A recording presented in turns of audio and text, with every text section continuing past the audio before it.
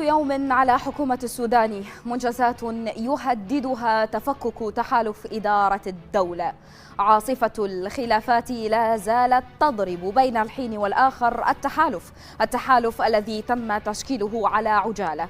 الإطار يرى نفسه من قرار المحكمة الاتحادية الذي أشعل فتيل الأزمة بين بغداد وأربيل.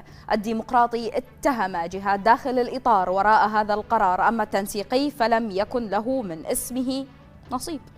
فالخلافات الداخلية لا زالت مستمرة والتنسيق غائب بين العصائب ودولة القانون، رغم أن الإطار يحرص على ظهور جميع القيادات في الاجتماع إلا الاجتماع الأخير فقد تغيب عنه المالكي واجتمع العامري والخزعلي قبل يومين. كان هذا الاجتماع رسالة عنوانها دور تحالف الفتح في وحدة وتماسك الإطار التنسيقي. فكيف ستتأثر حكومة السودان التي أصبح ظهرها مكشوفة لقوى المعارضة وتيار صدري عاد من باب الجمعة بخلافات إدارة الدولة؟